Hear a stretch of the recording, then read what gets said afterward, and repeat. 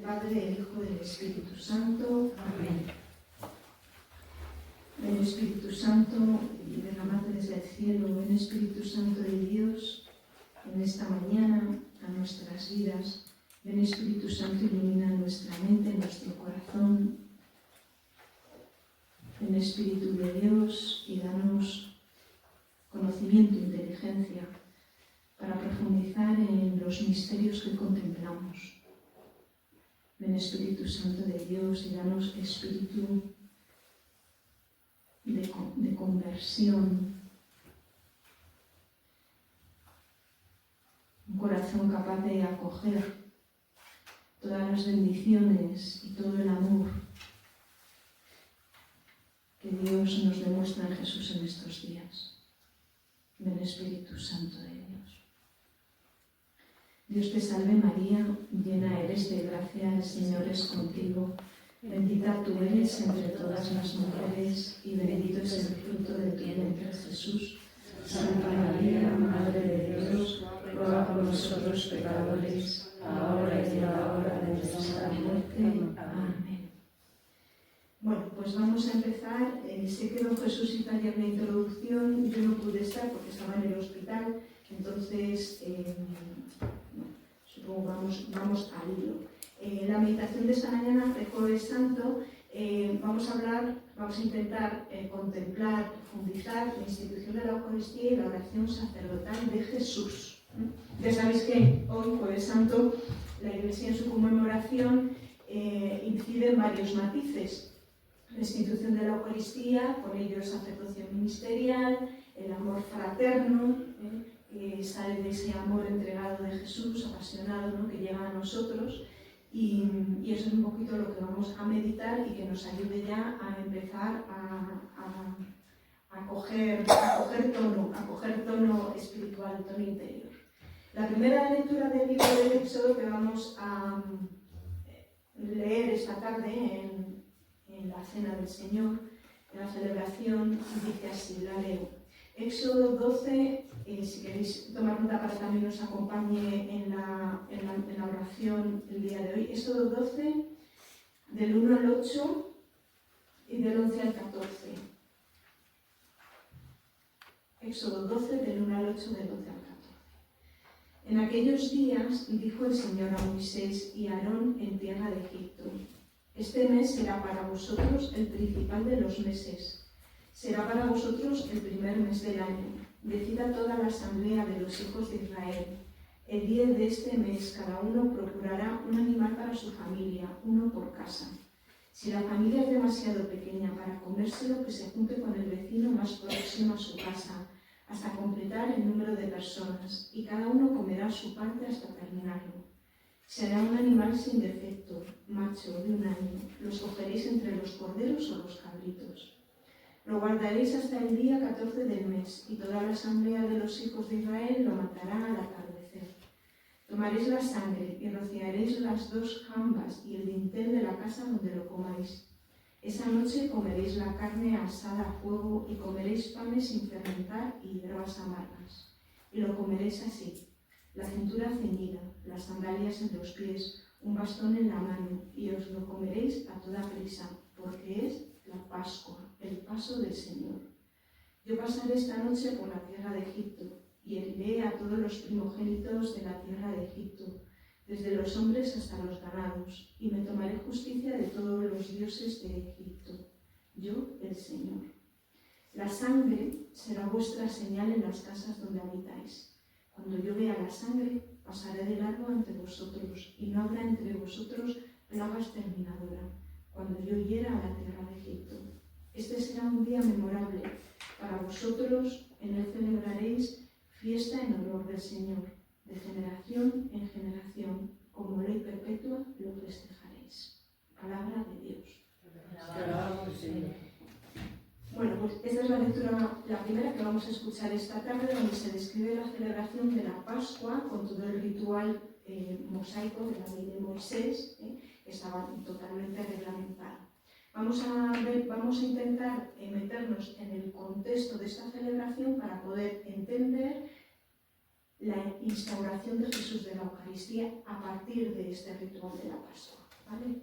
Entonces, ciertamente, en un origen podría haber sido un ritual de primavera, de ahí también de los nómadas. Luego también todos los rituales y todas las celebraciones pasan de la naturaleza a luego esa acción de Dios en el Antiguo Testamento con la salida de Egipto y luego que en Jesús tiene su plenitud, ¿vale? Entonces nosotros vivimos la plenitud y luego en nuestra sociedad vamos para atrás y vamos celebrando la fiesta de las primaveras y estas cosas, ¿no? Pero bueno, todo en realidad tiene como tiene su evolución y tiene su parte así, ¿no?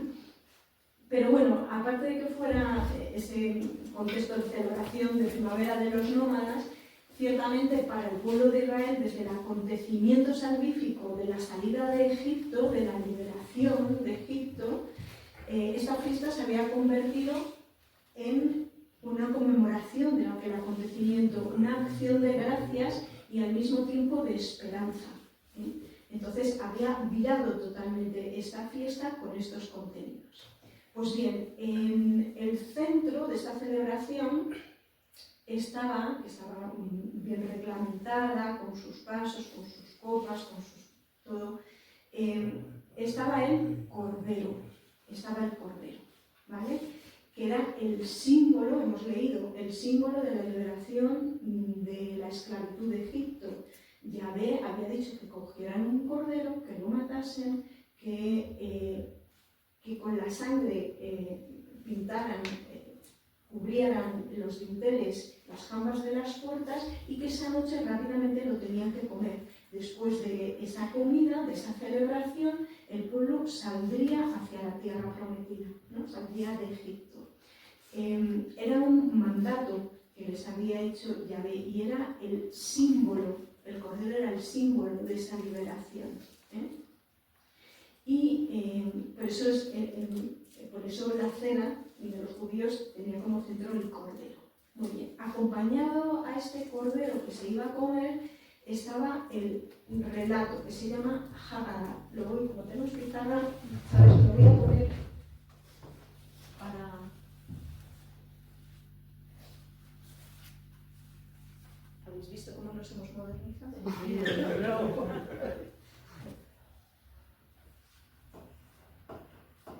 No rompa la pantalla, ¿eh? Que no rompa la pantalla. Creo que tiene 2 Gs. Haggadah, ¿vale? El Haggadah pasó. Este era el relato que a la vez que se estaba comiendo, cenando, el cordero se estaba relatando a través de preguntas y respuestas. Los niños normalmente hacían esas preguntas, ¿vale? ¿Y por qué mojamos las hierbas? ¿Y por qué comemos cordero? Y entonces los adultos, el padre de familia, el que dirigía la cena, la oración, iba explicando con este relato toda la historia de liberación que Dios había hecho con su pueblo. Entonces, era el desarrollo, ¿no? Esa noche se recordaba que aquella noche en que el pueblo salió de Egipto, el mismo Dios había liberado a Israel con mano alzada y extendida, que esa mano alzada y extendida es un gesto bíblico de la autoridad y el poder de Dios. Les había librado del faraón, que era el todopoderoso, era el imperio poderoso, pero aquella noche Dios, Yahvé, había escuchado el clamor de su pueblo y después de aquella tensión de las plagas, de que salimos, no salimos, llega un momento que Dios actúa con brazo poderoso, con poder ante el poderoso del mundo que era el faraón. Entonces, este acontecimiento Israel no lo podía olvidar, era mandato por parte de Dios, ¿no? Esto tenía que ser recordado año tras año. No podía olvidar el pueblo que Dios había actuado en su favor, que lo había cogido de la mano, que lo había sacado de la esclavitud, que lo había llevado al desierto, atravesado, que había abierto los mares, el mar para que el pueblo cruzase, y el pueblo no podía olvidar este acontecimiento en que Dios había actuado. Por eso se repetía. Bien, la conmemoración, la celebración de esta Pascua estaba también rodeada de palabras de bendición y de alabanza, normalmente que estaban tomadas de los salmos. Eran acciones de gracias, bendiciones, alabanzas, porque por el hecho que había que dar gracias y bendecir a Dios que había actuado de esta manera. Entonces, esto se hacía en la Beraka. Era el momento que la bendición cogía el ápice, era en la Beraka. Lo que se escribe con así. No. Yo lo he visto escrito así y con la H ahí también. La Beraka, la bendición. Esto en griego es lo que se llama eulogia o eucaristía, como se ha traducido a Eucaristía. Entonces, este momento era el momento de la gran bendición, donde se bendice a Dios por ese gesto, por esa acción liberadora y salvadora, pero a la vez que se bendice a Dios, Dios bendice a su pueblo. ¿A quiénes les bendice? La bendición tiene siempre un doble movimiento. Nosotros bendecimos a Dios, ¿vale? Y Dios nos bendice, o Dios nos bendice y nosotros bendecimos a Dios por esa bendición. Es como un circuito, ¿no?, de doble sentido siempre, que se va retroalimentando, ¿no? O sea, la persona, el hombre, el pueblo, que reconoce la bendición que ha recibido de Dios, le ofrece esa acción también de bendecirle y a la vez también es bendecido. O le ofrece el cordero, le ofrece las primicias, y esa ofrenda que hace como acción de gracia y bendición queda bendecida por Dios a la vez, ¿no? Entonces, fijaros que esto es nuestro ofertorio. Que es nuestro ofertorio. Nosotros ofrecemos pan y vino, ¿vale? Damos gracias a Dios por la tierra, o sea, por el fruto de la tierra que nos ha dado, ¿vale? Se lo ofrecemos y lo recibimos bendecido. Esta es la acción de bendecir, en la dinámica de la bendición.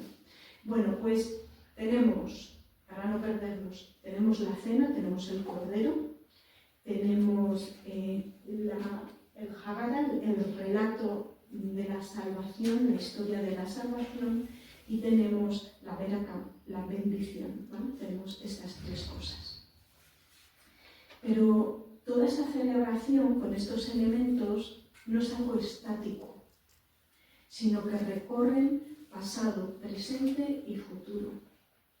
El pueblo de Israel está recordando un acontecimiento del pasado, está celebrándolo en un momento presente y está tensionado o mirando hacia el futuro, porque fijaros que cuando el pueblo a lo largo de los siglos celebra esta Pascua, sigue en esclavitud, no está liberado del todo. En el momento que Jesús con sus discípulos está celebrando esta Pascua, está con el Imperio Romano, sometido bajo el Imperio Romano, por lo tanto no hay una liberación plena.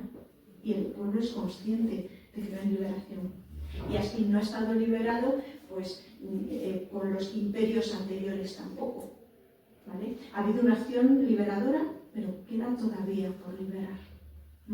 Bueno, pues entonces el recuerdo agradecido de ese pasado en que Dios ha actuado, en el tiempo presente se hace súplica y esperanza para que Dios termine de liberar lo que queda por liberar, ¿vale? Las frases, las expresiones que se utilizan en este ritual es: culmina lo que ya has comenzado. Ya has comenzado algo, ya ve, pero culmínalo. Danos la libertad definitiva. Los judíos siguen todavía con estas expresiones. Entonces se da gracias a Dios porque nos ha bendecido con su acción, pero pedimos y tenemos la esperanza de que seguirá haciéndolo en el futuro. ¿Sí? Vale. Por tanto, resumiendo, la vivencia de aquellos judíos es lo digo para que entendamos cuáles son los sentimientos internos que se están dando en Jesús y en los apóstoles en el momento de la cena. ¿Vale? ¿Qué están por dentro celebrando, viviendo, experimentando, sintiendo, pidiendo, deseando? Pues es el recuerdo nostálgico, medio nostálgico de aquel momento que Dios actuó, medio agradecido a la vez también, esperanzador por la acción de Dios. En cada Pascua se da como este conjunto de sentimientos de que hay acción de gracias por esa bendición, pero que va a seguir cumpliéndose hasta la completa liberación. Esta fue la cena de Jesús. Esto era como estaban en aquel cenáculo Jesús con los discípulos, con estos múltiples significados. Esta fue como celebró Jesús la cena en la noche antes de su pasión. Teniendo por tanto este contexto de fondo, podemos comprender más fácilmente o acercarnos más a lo que Jesús instituyó y nos dio en la Eucaristía, que es lo que vamos a ver ahora. Pasamos ya al Nuevo Testamento, ¿vale? Y a las narraciones de los evangelistas. Hay una aparente contradicción, supongo que lo sabéis, entre los sinópticos y Juan. Los sinópticos, Mateo, Marcos y Lucas, colocan la cena pascual, o sea, la noche que Jesús estuvo con sus discípulos, justamente como cena pascual, o sea, como cena, como la noche de la Pascua, ¿no? Pero Juan no. Juan coloca la cena pascual un día o algún día anterior, justamente cuando los corderos se están sacrificando en el templo. Por lo tanto, un día anterior, por lo menos, ¿vale? De la cena pascual. O sea, los judíos llevaban los corderos al templo, se sacrificaban, los recogían y al día siguiente celebraban la Pascua con ese cordero que había sido sacrificado, ¿vale? Bien, entonces, esta contradicción, que no nos vamos a meter en ella, porque esto son discusiones de teólogos y cosas de exégesis y no nos vamos a meter. Es verdad que hace unos años se ha querido resolver, hay autores que han dicho, bueno, es que Juan lo que quería hacer es como el acto simbólico para coincidir que Jesús justamente muriera cuando los corderos se estaban sacrificando en el templo y hacer ese paralelismo, ¿no? Y otros lo han resuelto con que Jesús, y esto apunta mucho Benedicto XVI en sus libros, a que Jesús celebró como celebraba los de Qumran, como no reconocían el templo, celebraban antes la Pascua. Entonces Jesús como tomó esta forma de celebrar y lo celebraba sin cordero y sin templo. Ciertamente, en un pasaje, en un relato de los evangelios, aparece el cordero. No aparece el cordero. ¿Por qué? Porque el cordero es Jesús. El cordero es Jesús. ¿Vale? Este es el sentido, ¿no?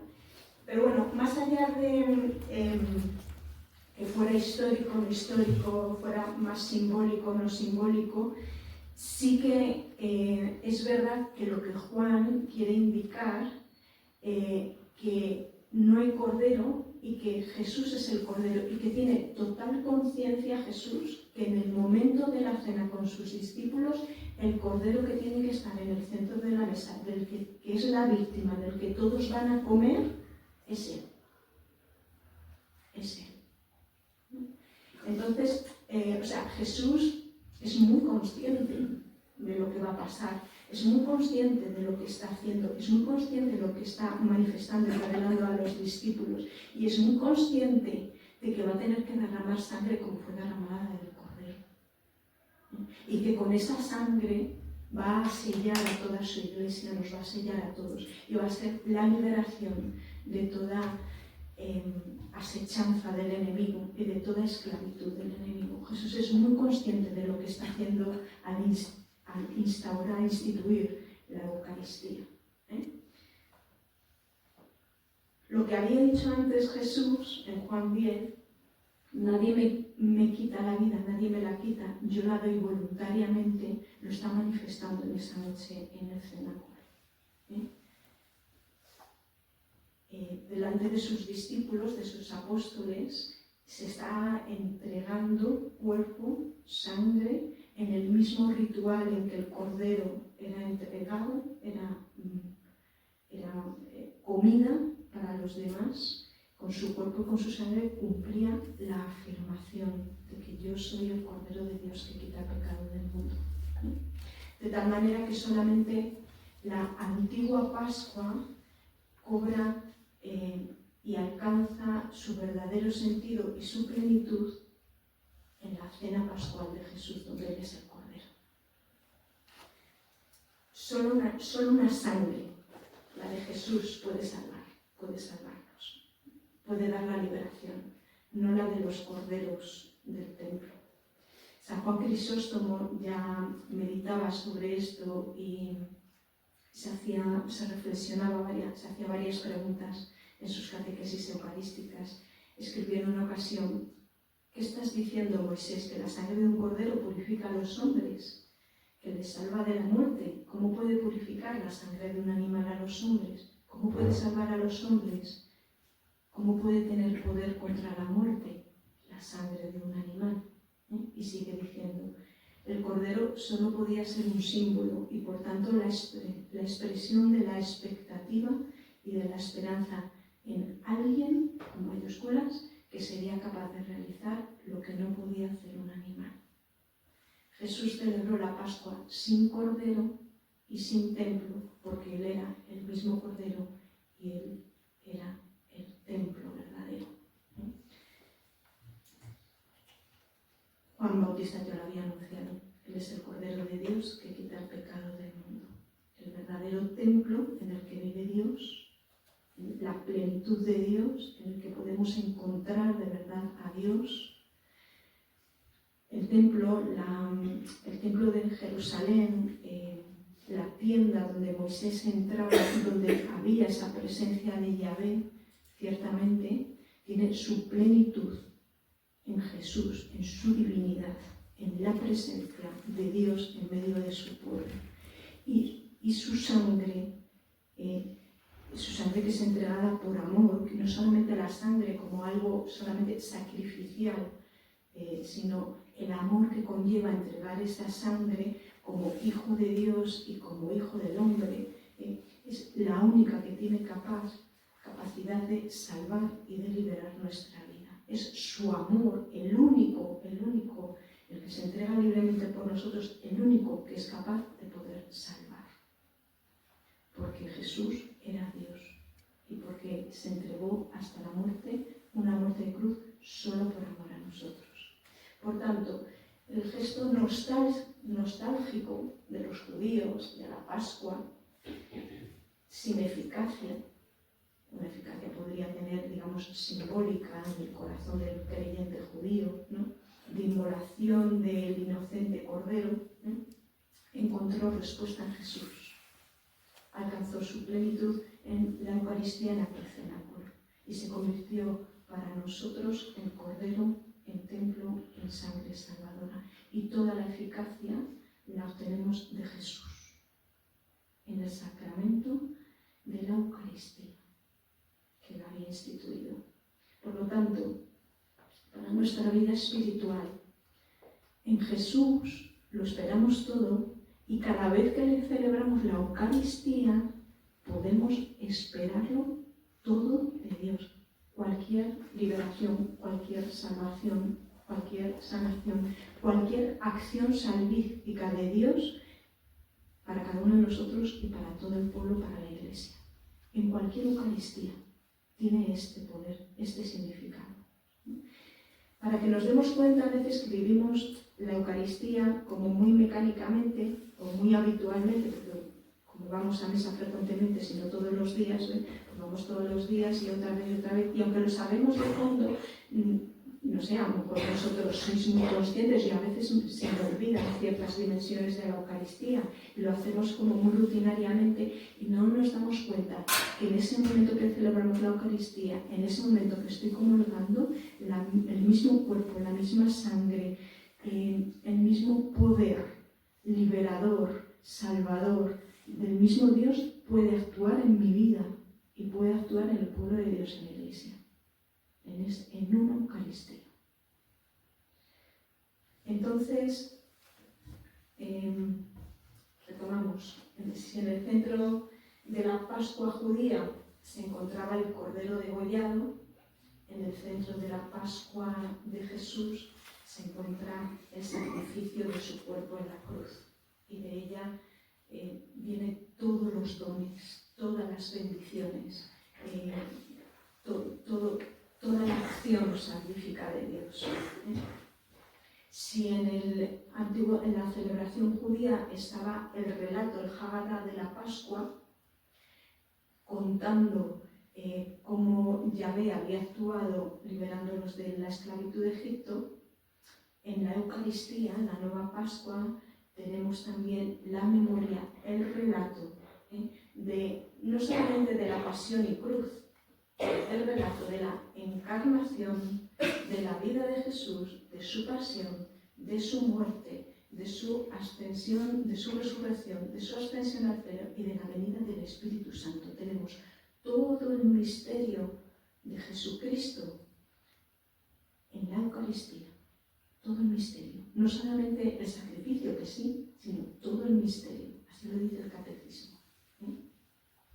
Fijaros que cuando en el tiempo pascual, ¿cuál es una de las frases que vamos a estar escuchando frecuentemente? Este es el día en que actuó el Señor. Así como actuó en Egipto, en la liberación, nosotros vamos a estar escuchando todo el tiempo pascual. Este es el día en que actúa el Señor, sea nuestra alegría y nuestro gozo. Porque es el día en la Eucaristía, en cada celebración pascual, es el día en que actuó el Señor y sigue actuando. Este es el día que actuó el Señor. Este es el día que nos abrió los cielos para que después del pecado podamos llegar a la tierra prometida. Este es el día en que no solamente abrió los cielos y nos dio vida eterna para el día que nos muramos, sino que nos da la vida eterna ahora. Este es el día en que actúa a cada circunstancia, a cada situación que tenemos en nuestra vida. Este es el día en que actúa el Señor. Por eso sea nuestra alegría y nuestro gozo. Por eso el cristiano, la vivencia cristiana es de alegría normalmente. Es de alegría. Aunque pasemos nuestros momentos, claro, ¿vale? Pero cada domingo, cada día que celebramos la Eucaristía, no podemos dejar de decir esta frase. Este es el día en que actúa el Señor, sea nuestra alegría y nuestro gozo. Y estamos alegres y estamos contentos, porque Dios sigue estando entre nosotros y sigue actuando en nuestra vida. Y el Haggadah pascual tiene el relato, y la Beracá, la oración de bendición y de acción de gracias, se convierte en nuestra celebración eucarística, en la Eucaristía que celebramos nosotros, en la que el Señor bendice nuestras ofrendas, nuestro pan, nuestro vino, y los convierte en su cuerpo y en su sangre, entregándose a sí mismo. ¿Vale? Tenemos todos los elementos, estos elementos, no todos, sino los elementos principales de la Pascua judía en la Pascua cristiana nuestra. Esta es la nueva alianza. Esta es la institución de la Eucaristía que hizo Jesús. ¿Sí? Más o menos nos vamos un poco como metiendo, ¿no? Para que esta tarde pues, podamos pedir fuertemente al Señor: Señor, ayúdanos a comprender todos este misterio que vamos a celebrar esta tarde. estos días, ¿no? Señor, danos la capacidad de maravillarnos, de que brote en nosotros esa acción de gracias, esa bendición. Sigue derramando tu bendición sobre nosotros, sigue actuando en nuestra vida. Danos la capacidad de comprenderte más, de amarte cada vez más, de comprender este misterio eucarístico, de que cada vez nos atraiga más a su misterio eucarístico, a su Eucaristía. Y pidámosle también pues la capacidad de que así como Él se ha entregado, nos podamos entregar nosotros, que seamos también Eucaristía para el mundo. No podemos desligar, y a veces también yo creo que lo hacemos muy frecuentemente, desligar la Eucaristía de que nosotros también somos Eucaristía para la salvación de este mundo, para llevar para la misión en este mundo, para llevar a tantos hermanos el amor de Dios. Ya sabéis, bueno, que estoy en el servicio religioso del hospital y muchas veces me toca el sábado santo, pero otras veces se me ha tocado Viernes Santo o Jueves Santo. Y la gente dice, ¡ay, qué pena! El Jueves Santo en el hospital, el Viernes Santo, digo, ¿pero dónde voy a estar mejor? ¿Pero dónde voy a estar mejor que en el hospital con los enfermos? Un Jueves Santo o un Viernes Santo o un Tríodo Pascual alguno de los días.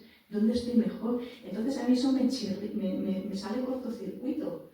¿Sabes? Digo, pero bueno, ¿pero qué pasa? Entonces no hemos... Claro, o sea, no podemos separar lo que es el culto de en realidad lo que significa el amor que Dios ha derramado en cada uno de nuestros corazones para llevarlo al mundo, sobre todo a los enfermos, a los necesitados, a los que están en soledad y a los que están peor.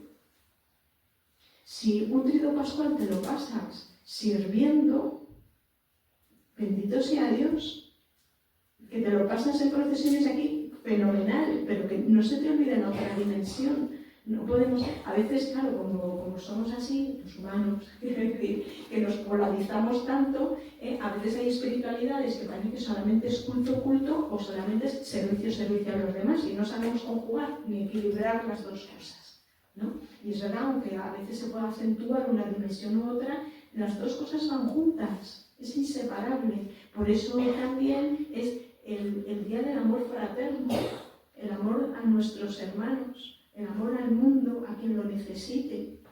Y amando, estoy también celebrando el Jueves Santo, aunque ese día no pudiera ir a los oficios. ¿Sí? ¿Vale? Circulaba por aquí estos días, a mí me lo mandaron, uno de estos mensajes de WhatsApp, lo mandó un sacerdote. Y esta poesía que es de, ¿cómo se llama? Mistral, la Mistral, fue premio Nobel de Literatura. Entonces, bueno, hay un diálogo con un imaginero y entonces llegué a decir, necesito una imagen de Jesús el Galileo que refleje su fracaso, intentando un mundo nuevo que conmueva la conciencia y cambie los pensamientos. Yo no la quiero encerrada en la iglesia, sin los conventos, quiero una imagen viva de un Jesús hombre sufriendo, que ilumina a quien la mire el corazón y el cerebro y el pensamiento. El imaginero le responde, perdóname si le digo que aquí no hallará seguro la imagen del Nazareno, y le invita a ir donde la puede encontrar. Vaya a buscarla a las calles, entre las gentes sin techo, en hospicios y hospitales donde haya gente muriendo, en los centros de acogida en que abandonan a viejos, en el pueblo marginado entre los niños hambrientos, en mujeres maltratadas, en personas sin empleo. Pero la imagen de Cristo no la busca en los museos, no la busca en las estatuas, en los altares y templos. Es decir, estamos entendiendo, fenomenal que haya procesiones. ¿Vale? Ni sigan las procesiones los pasos del Nazareno, no la busque de madera, de bronce, de piedra o yeso. Mejor busque entre los pobres su imagen de carne y hueso, que va más en la línea de Jesús, lo que Jesús quería decirnos, el mensaje de Jesús. pues eso que podamos contemplar en estos días, nos habla de las imágenes, que es fenomenal, se nos lleva a amar cada vez más a Dios, pero que eso se concrete luego en la respuesta fraterna, al amor a los hermanos, sobre todo a los que más sufren, ¿no? Muy bien, no me rollo más, vamos a terminar esta parte. Este es como el contexto de la cena pascual, como Jesús celebró en la institución de la Eucaristía. Y ahora vamos a pasar a una segunda parte que sucede al terminar la cena y antes de partir hacia el huerto de los Olivos, hacia Getsemaní, ¿vale? Juan relata unos discursos que Jesús pronuncia solemnemente. Entre ellos, bueno, hay varios, está el de la vid verdadera, extenso, la venida del Espíritu Santo, habla mucho Jesús ahí de la venida del Espíritu Santo. Y luego en Juan 17 está lo que se ha llamado la oración sacerdotal de Jesús. Jesús dirige esta oración en la hora, llama Juan. El catecismo la llama así también. Dice, la tradición cristiana acertadamente la denomina la oración sacerdotal de Jesús, porque es la oración de Jesús como nuestro sumo sacerdote, inseparable de su sacrificio, o sea, de su paso pascual hacia el Padre, donde Él es consagrado enteramente al Padre. Vamos a verlo, ¿vale? Porque esta oración de Jesús se comprende en otro trasfondo de otra fiesta judía, que es el Yom Kippur, ¿vale? Esta fiesta judía, también de las más importantes, justo con la Pascua, constaba de 10 días, bueno, consta todavía, los judíos siguen celebrando, creo que por ahí por septiembre, octubre, 10 días de oración que tenían un tono de arrepentimiento, penitencial, de ayuno, ¿no? Y el último día era el día del Yom Kippur, ¿vale? Entonces, este día, el sumo sacerdote, en oficio, en aquel momento, realizaba unos rituales típicos y únicos en el templo y entraba el único día del año que entraba en el Santo Sanctorum, donde atravesaba el velo que separaba, ¿vale? Donde estaba el Santo Sanctorum, y ahí entraba una vez al año el sumo sacerdote, ¿vale? Se sacrificaban además animales en el templo y se usaba un chivo expiatorio. Se usaban dos cabras, se echaban a suertes las dos cabras, una de ellas era sacrificada a Dios y la otra era el chivo expiatorio, se llamaba azazel.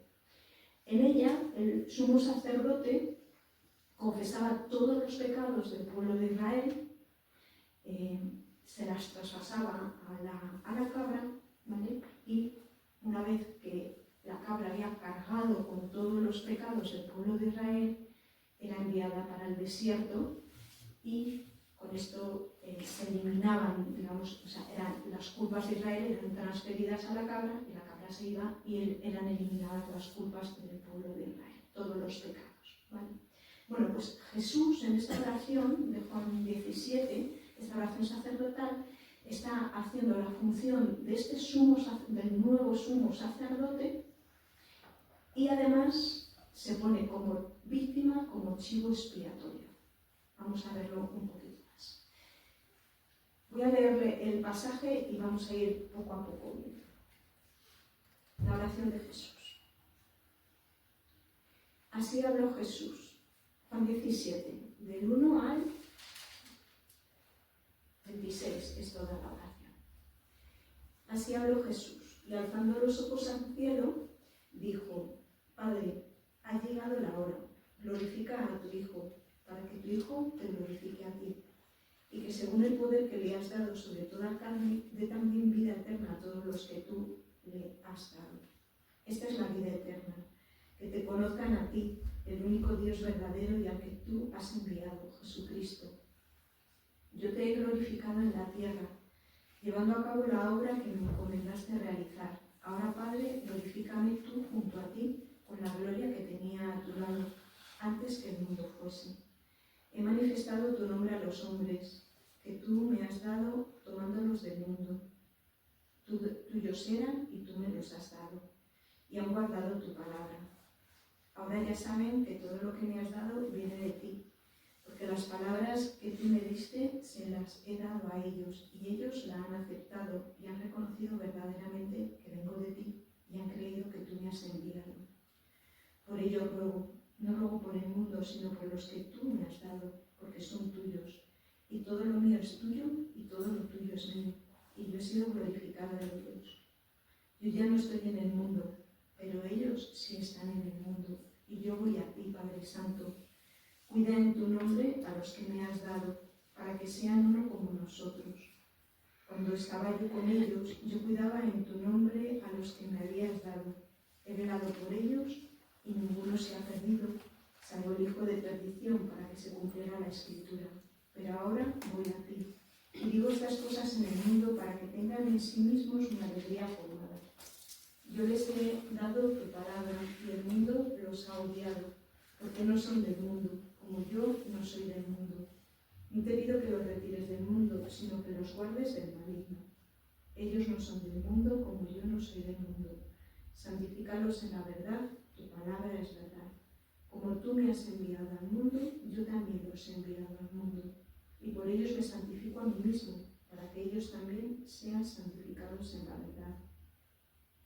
No ruego solo por estos, sino también por aquellos que por medio de su palabra creerán en mí, para que todos sean uno, como tú, Padre, en mí y yo en ti, que ellos también sean uno en nosotros, para que el mundo crea que tú me has enviado. Yo les he dado la gloria que tú me diste, para que sean uno como nosotros somos uno, yo en ellos y tú en mí, para que sean perfectamente uno, y el mundo conozca que tú me has enviado, y que los has amado a ellos como me has amado a mí. Padre, los que tú me has dado, quiero que donde yo esté, estén también conmigo, para que contemplen mi gloria, la que me has dado porque me has amado antes de la creación del mundo. Padre justo, el mundo no te ha conocido, pero yo te he conocido, y estos han conocido que tú me has enviado. Yo les he dado a conocer tu nombre, y se lo seguiré dando a conocer, para que el amor con que tú me has amado esté en ellos, y yo en ellos. Palabra de Dios. Bueno, impresionante. El día del Yom Kippur, el sumo sacerdote hacía la expiación, porque vamos a ver que tiene la misma estructura. Primero, por sí mismo. Segundo, por la clase sacerdotal.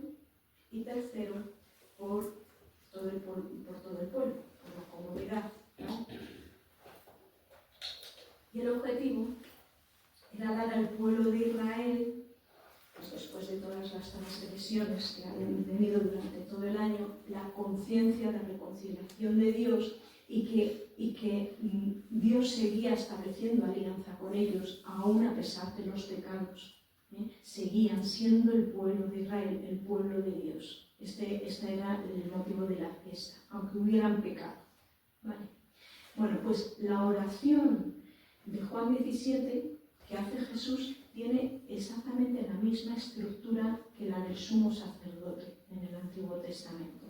Jesús se dirigía al Padre en aquel momento, aquella noche, ofreciéndose a sí mismo como sacerdote y como víctima. Y primero reza por sí mismo, como hacía el sacerdote, el sumo sacerdote.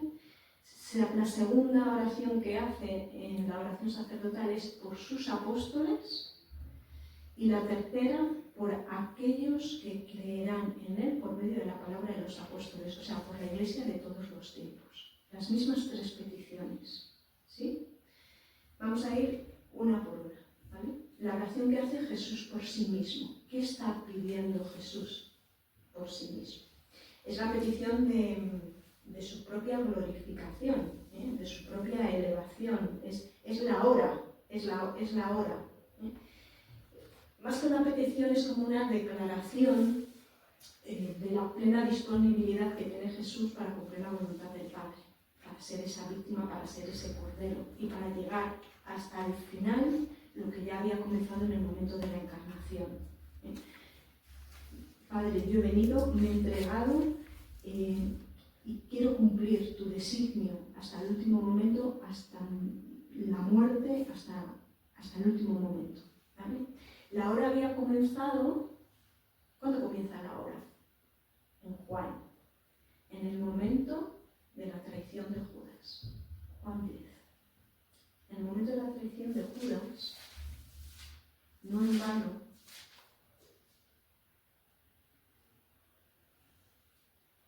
dice en Juan 13, 31.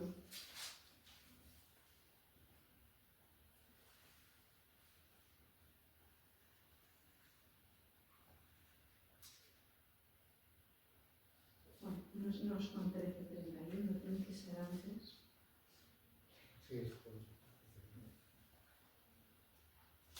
Sí, bueno, es verdad.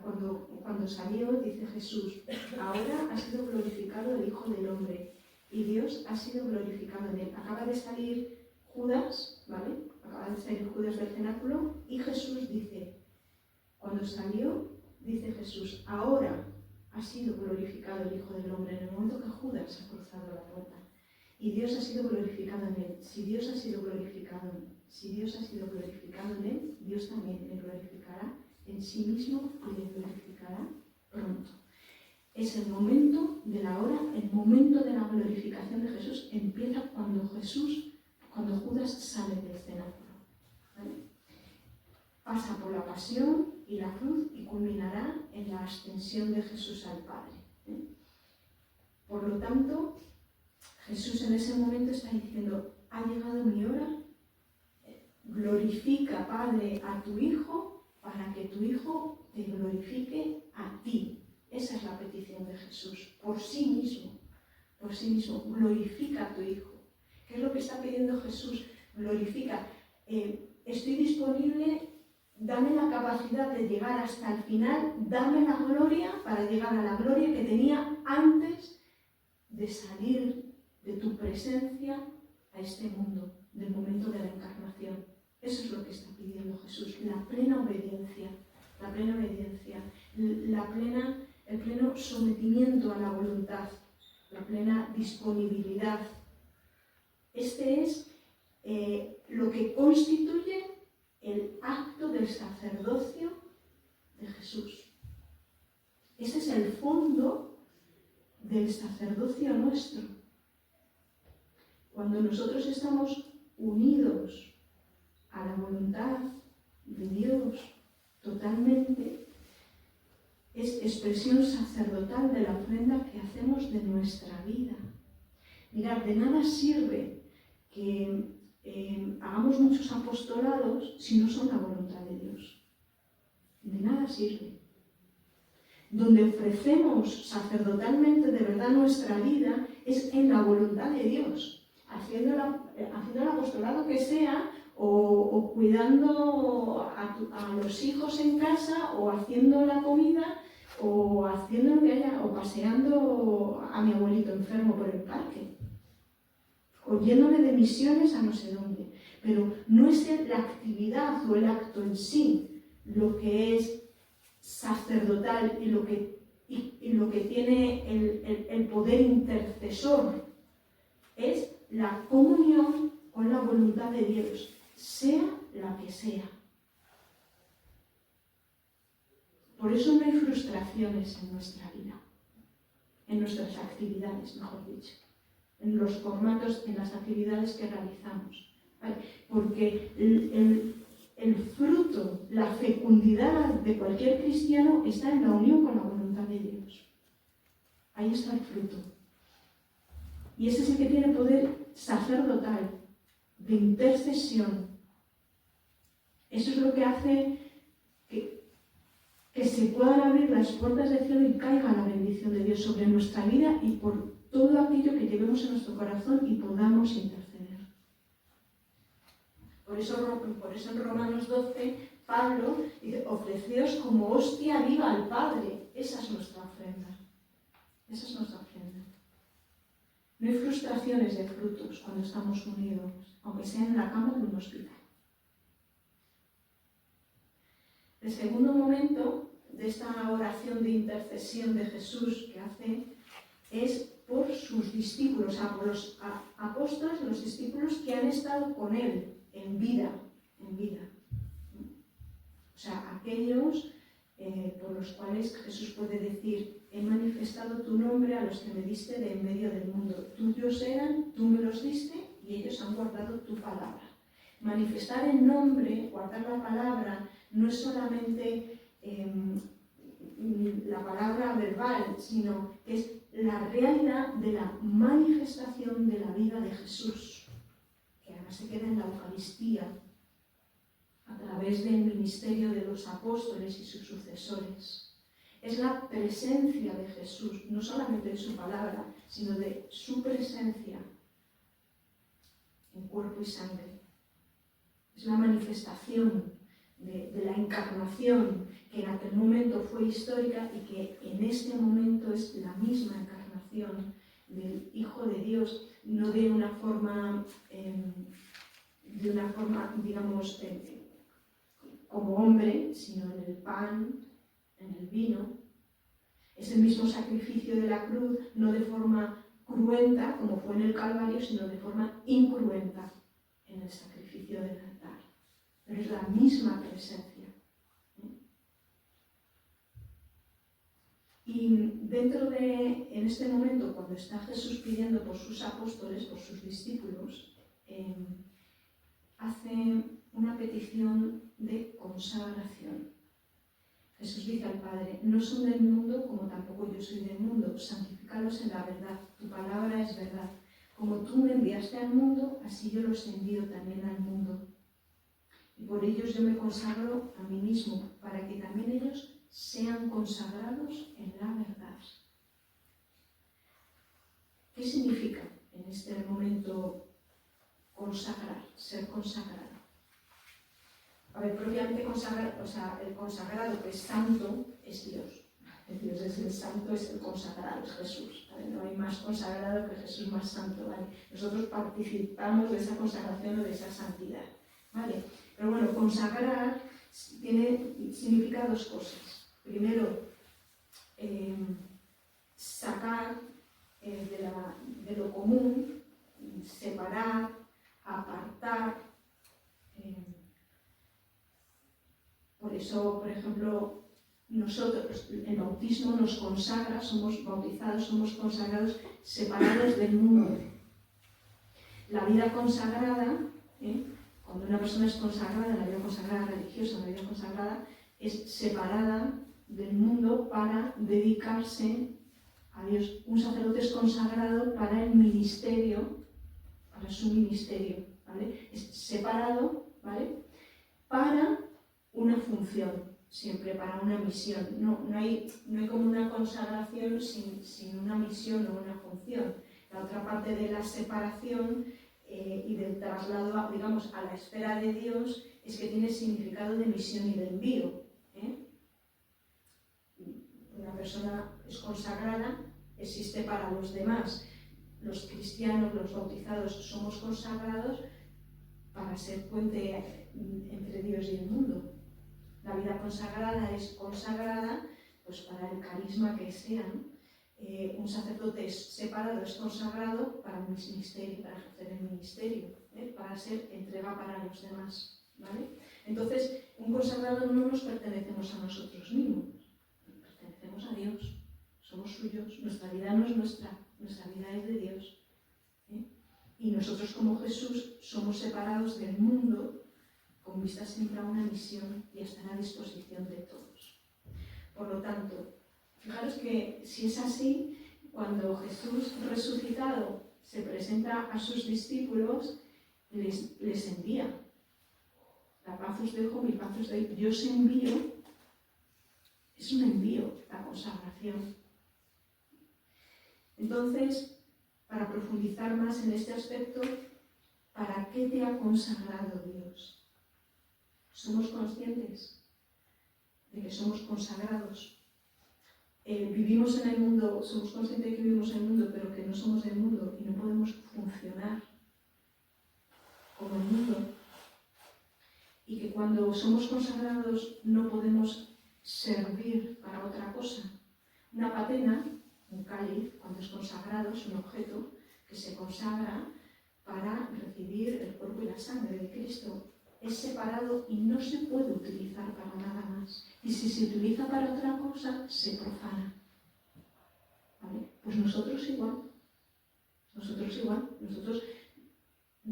Dios nos ha elegido, nos ha separado, nos ha consagrado y nos ha enviado para una misión en el mundo. Y si cumplimos otra cosa diferente, pues nos profanamos, somos profanados.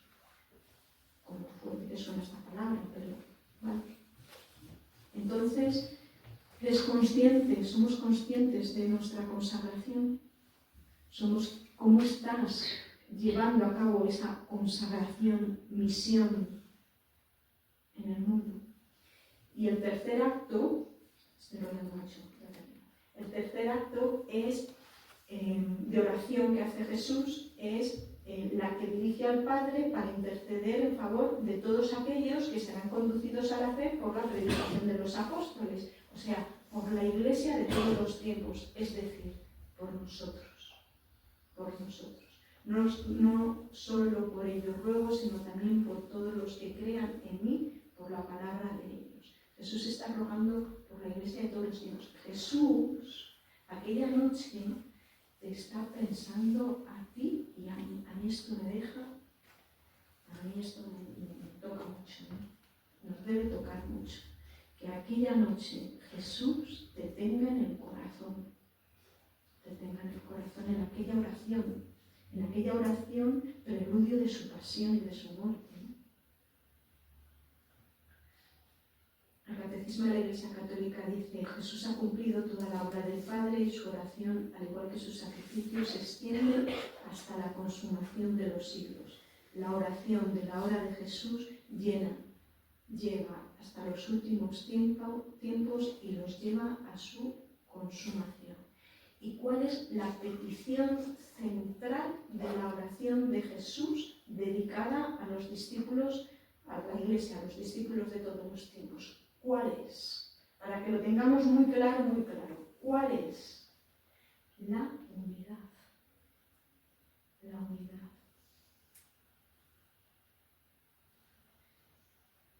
Para que todos sean uno, como tú, Padre, en mí y yo en ti, que ellos también sean uno en nosotros, para que el mundo crea que tú me has enviado. Una unidad, una comunión que es divina, que es petición de Dios y que es divina, que es por fruto del Espíritu Santo que nos mantiene en esa comunión, no por nuestras fuerzas, y no es ponernos de acuerdo, es la comunión profunda. ¿Vale? Que ciertamente está en cada uno de nuestros corazones, pero que se tiene que hacer visible. Se tiene que hacer visible en nuestras parroquias, en nuestras iglesias, en nuestras comunidades, en nuestros grupos y en toda la Iglesia, con el resto de cristianos. Qué mal vivimos la Semana de la Unidad de los Cristianos. Fijaros que es una petición explícita de Jesús antes de su pasión. Y probablemente será de las celebraciones diocesanas que menos gente hay. Yo no sé en nuestras diócesis, pero aquí de las que menos gente hay. Y es petición explícita de Jesús antes de su muerte. Y no es porque sí, dices, estar unidos porque sí, sino que el hecho de estar unidos es para que el mundo crea. O sea, la efectividad de la misión cristiana va en la unidad. Y si no hay unidad, no hay fruto, no hay efectividad. O bueno, está minimizado, está aminorado. ¿Cómo está nuestra comunión? ¿Cómo están nuestros ambientes? ¿Somos modelos de comunión o de disensión? ¿Cómo están vuestras parroquias? ¿Vale? Dice Benedicto XVI, voy a parar, es que se habla mucho, ¿verdad?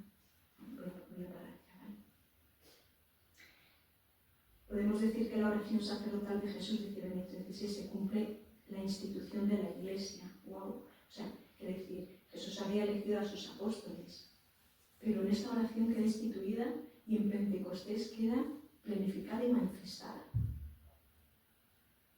La Iglesia nace de la oración de Jesús, dice Benedicto XVI.